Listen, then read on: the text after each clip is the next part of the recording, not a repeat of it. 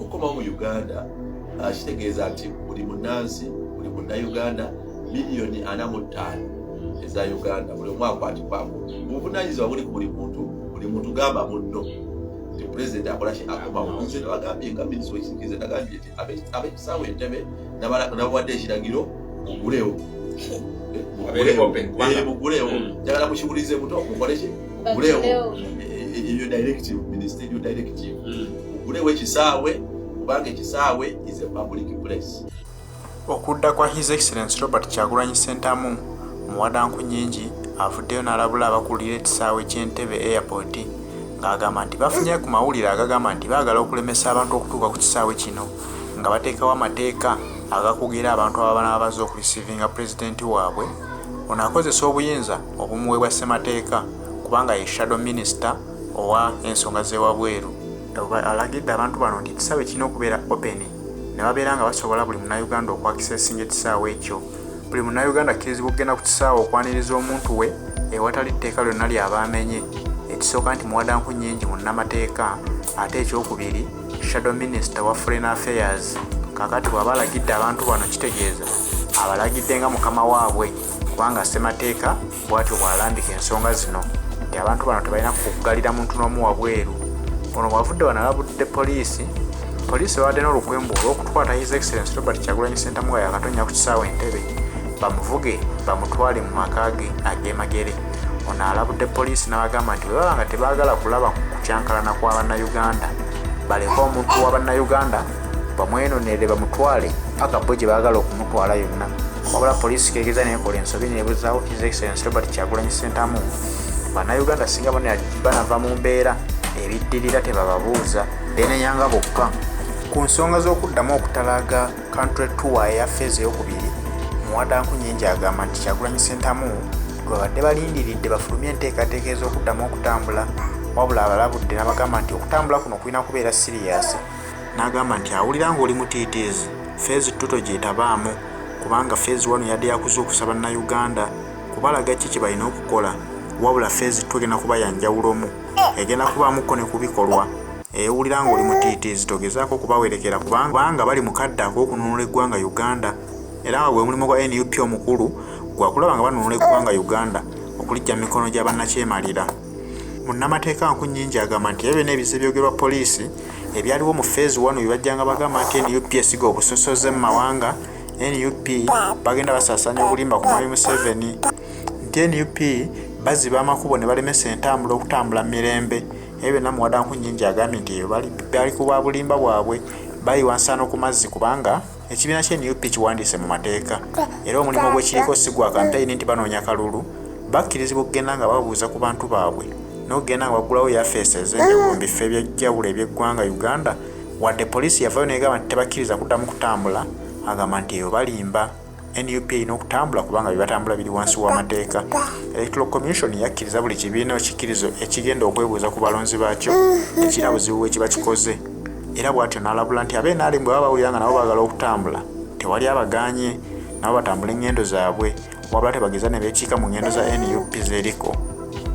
Mutunuulira entambula ne programu za National Unity Platform. Ekifaananyi ekigazi kiri nti NUP erina obuvunaanyizibwa erina right n'eddembe okutambula okugulawo gye bayita amatabi mu ggwanga lyonna. Era NUP mu mobilization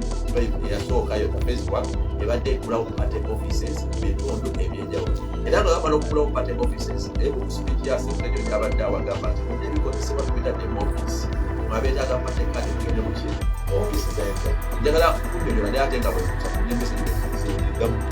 nga bwe badde etambula. Era mu kime party offices okugulawo party offices n'amatabi g'ekibiina era ekyo tekitagiziddeko ku population eno. NUP bwe yali eggulawo ekitebe kyayo ekinene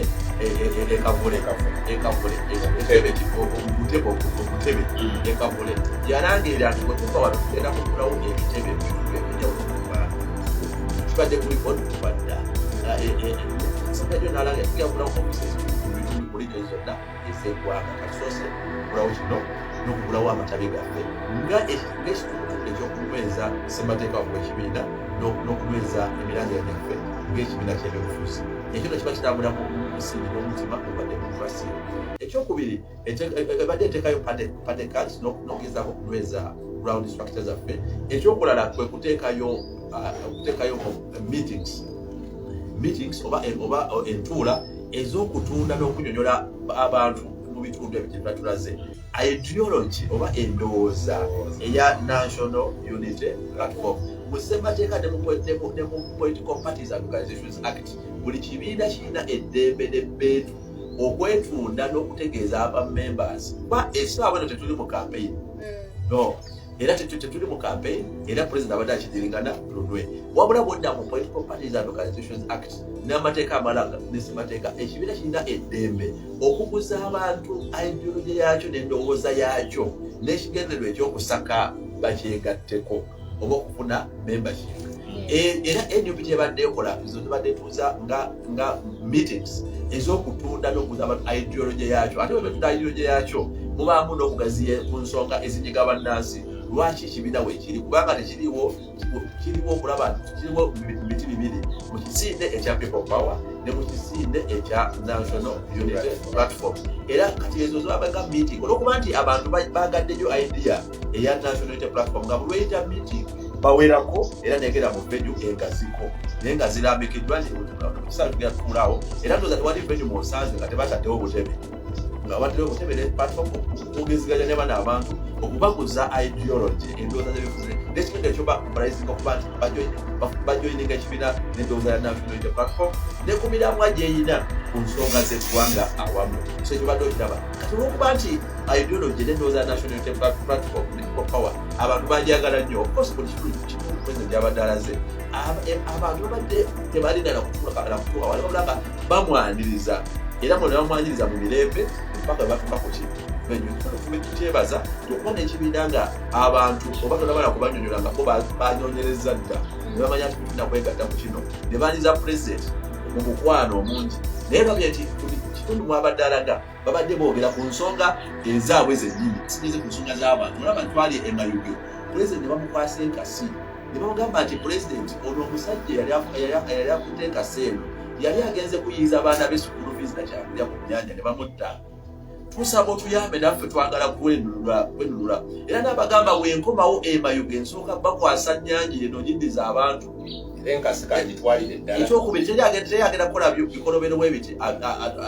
agende ayineeyine kubanga abantu basanyizibwa n'abalaga nti twagala okuba nti twempawalinga ekitundu kyammwe n'abantu bammwe era n'abagamba nti mwali Museveni olwajje naabewandirako nti muli baavu naye ng'akikoze kagenderere ndi mayuga olwo kugirayo kasavu kanyama naye twagala okulaba nga muli empawali nammwe abantu abakumidde embwavu nekyemwandikoza kibagobyeko nti abandigenza okuba kuba Katonda yateekawo ennyanja yateekamu n'ebyennyanja abandigenza okuba babalemeseza era n'abagivubamu era babajje babajje walala bagobeko abantu baawo ekyo olaba nti message kulemu yabeeranga ya kitundu ekyo n'agamba nti Busoga erimu abaana abalemeddwa okusoma ne baba mu masomero nga bafunye embuto n'abalemeddwa okusoma twagala okulaba nga nabo bafuna education n'empame nibo byabulamu n'ebyabulamu amalwaliro yasere Busoga message yabawa nga ya Busoga y'abantu abasomozebwa abali awo netugenda kubukirawo tugenda e Busia ku border president Kyagulanyi mu message ye n'abagamba nti ng'okudde ku bino ebirala byonna nti mwe border wano clearance bagijjawo kumwandi badde mufunire nnyo kubanga tebaagala mufune naga nti bano we basimba wano golodi naye temufunamu kubanga bamusiba balala tebateekawo nagamba nti mwawo omugabo muddizibwa kati n'abagamba ekyokusoma n'ennyanja nabo bagikola ki bagibagobako so n'abagamba ayagala bafunemu value kwe bali abajjukiza nti buli sigi buli mutwalo oguyingira Uganda mu by'obusuubuzi ekinaana ziyita ku Busia naye ng'abantu babo tebakoze tebafunyeeyo zino message ekulaga nti buli kitundu kyonna president yayogera message y'ekitundu ekyo era n'emirambo gy'ekitundu ekyo balaga nti buli omu akwatibwako bwe twegatta wamu ng'eggwanga tugenda emaali era kyekimu n'abajjukiza comparatives nga Busoga comparative naga nti abaffe bamufuniddewa mu abantu ba bulijjo omuntu omwanjibwa ayeetisse akoze byayagala n'ebirala so okulaga nti message ya president Kyagulanyi ebadde clear buli walazi n'akoma wano mu Buganda wayasemberawo phase 1 n'abagaba bannange abantu b'e Buganda n'ayogera amasaza gonna saagala gaddamu naga eno message singa babadde message zobatukako mugitegero mulundi ki nabagamba kesikyuka agamba nze ntambudde Uganda mu phase 1 era gye mbadde nga bannangira nti mu abantu ba Buganda mumaleeta Museveni nagati babadde bannangira n'okuddaala nagati nga era nabagamba nga bwe mwakuleeta n'abafera bajjajja bwe balowooza nti bakola kituufu n'abawuddisa kakati buvunanyizibwa bwammwe ate okubeera abasaale mu lutabaalo lw'okuba tumugjawo n'okuddiza obuyinza abantu ba bulijjo n'abajukiza okukosa okusomozebwa yayogera ku mwanyi yayogera ku Bwakabaka yayogera ku bantu naga nti abantu bwero basima abalima nasima akawanga abantu amu tebannafuna na mukisa kuziikibwa mu kitiibwa so message ya president Kyagulanyi ku lidiyo gye yalaga yali kiriya n'ekitundu ekyo ate era yalina mulufu naye kulaga nti zino entambula za National Unity Platform mu mateeka zikkirizibwa era ntuufu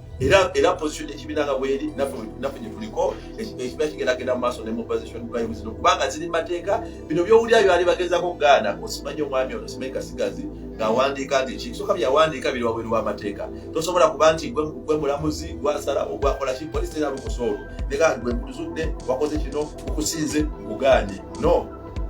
kikiriyo ekyo mu mateeka ekyokubiri mwami Kasigazi byawandiika n'agamba kati mu NUP mwogera ku Museveni yali mu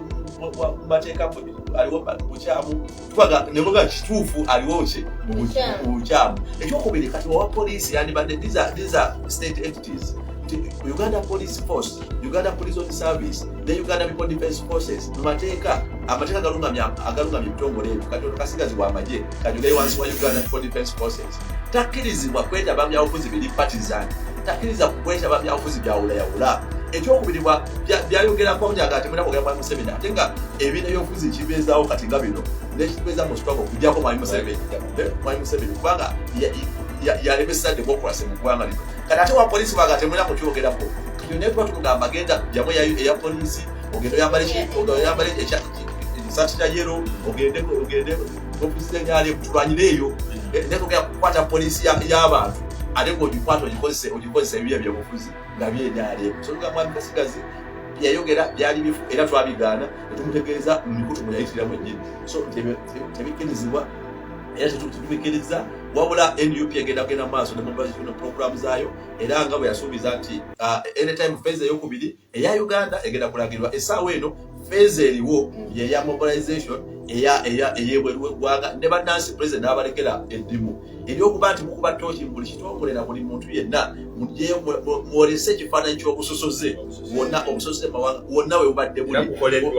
wonna we buli era abakikoze mwebale naye piro gye baba batennaggwako eggwako president ng'akomyewo kakati so mulina okugenda mu maaso nga mulabisa buli kitongole n'okiba mu ttooki okulaga obusosoze byonna gye bukola ki gye buli naye wakati w'ekyo ne president n'abanga abadde ku diaspora engagements wabweru w'eggwanga jukira nagambye kuntandikwa nti NUP erina abatabi locally n'ebweru ate mobilizinga globally mu nsi yonna kati president abadde ku mirimu ebitongole mu ggwanga byaliko kubanga ne Canada n'abakulembeze ab'enjawulo ne First Lady n'abalala ne bakola omulimu ogw'ettendo era tubeebaza nnyo ne bagenda mu ggwanga lya America president abadde mobilization n'okumitinga n'okola engagements ez'enjawulo ku fronts ez'enjawulo akoze bulungi n'amaliza yalina ne freedom concert era nagwo gwatambula bulungi mwebale nnyo bannayuganda era gye muli era yafulumiza ne programu kati eriko paka egenda okubeera mu South Africa then eriko ne return okudda mu ggwanga lya Uganda ng'enaku z'omwezi 5 olwo olunaku ndowooza simba kukola awo wennyini otuuse ku kinyusi president olunaku olwolwaleero ennaku z'omwezi olwayo ziri 2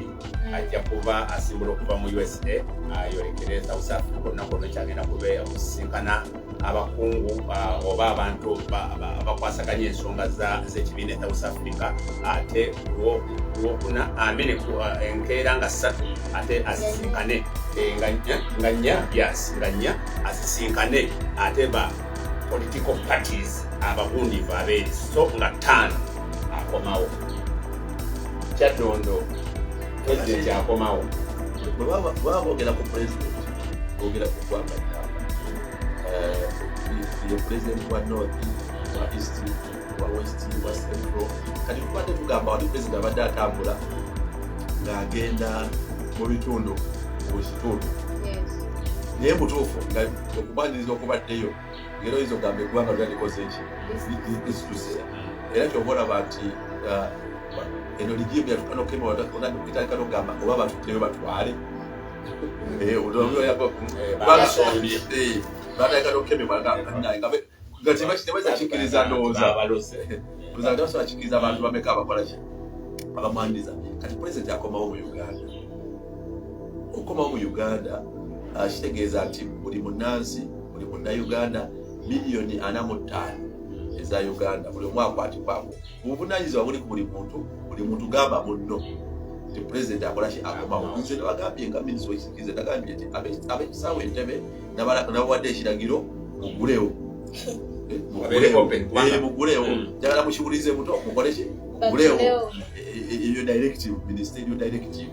mugulewo ekisaawe kubanga ekisaawe is a public place kyalukale era ekisaawe kikkirizibwa abantu okuwerekera bannaabwe kikkiriza abantu okwaziriza bannaabwe kifo kyalukale tewekyagateekawo kitagamba batandike kukolayo mateeka mapya olwokuba tubawulire nti pulezidenti akomawo ekisaawe temukisengula ekisaawe tukimanyi kiri wamu temusengula kisaawe abantu bakkirizibwa okwaziriza omuntu yenna ate abantu bujja bagenda mu namba ez'enjawulo bakumaliza abantu ab'enjawulo kati abagenda okwaziriza pulezidenti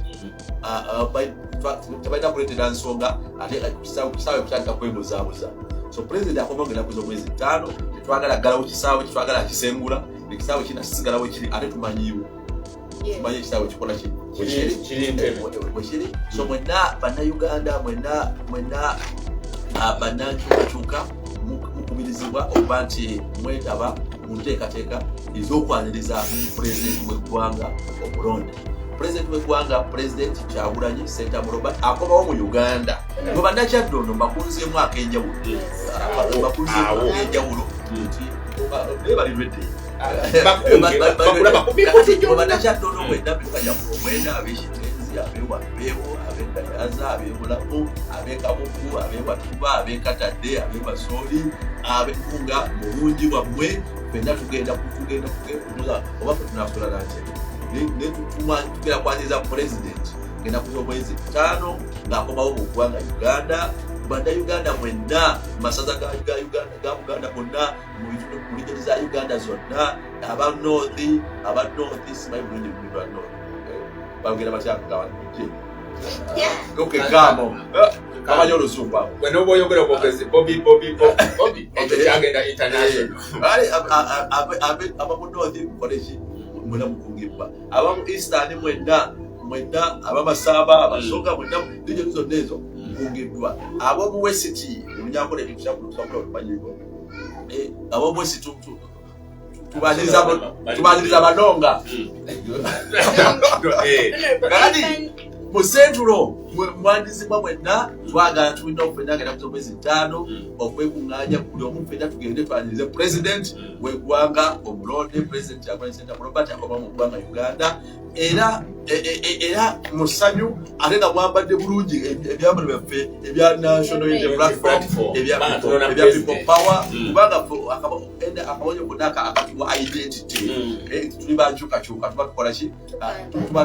tulina okukeyagaliramu ate ng'eggwanga lyaffe basebo ne bajjabo mu Uganda mu mateeka agaliwo teweetaaga lukusa teweetaaga visa okuva mu gyoli ogenda mu kitundu kyonna ekya Uganda kakube genda Ntebe teweetaaga visa teweetaaga lukusa lwa njawulo weetaaga jasi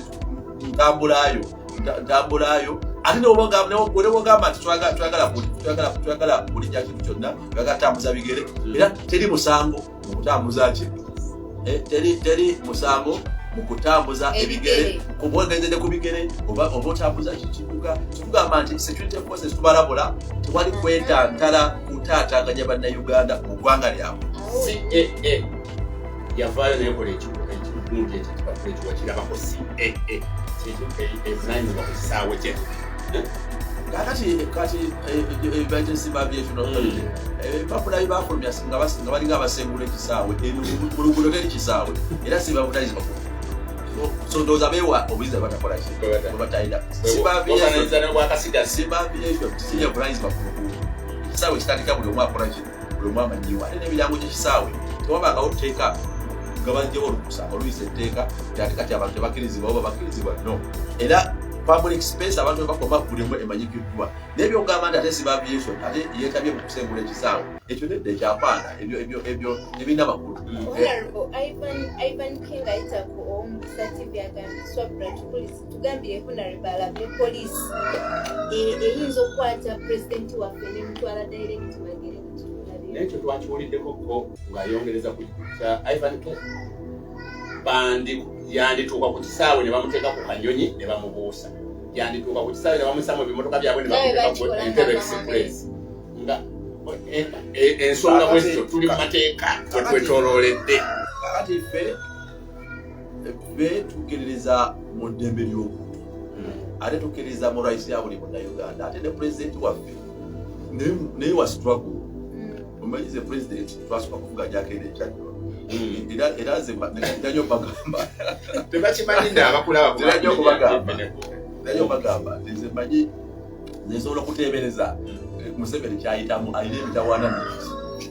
ebitawaana ki ojja kwesanga nga buli amwetolodde ayimba bobi naye yini ng'akyalagana nakyo olwali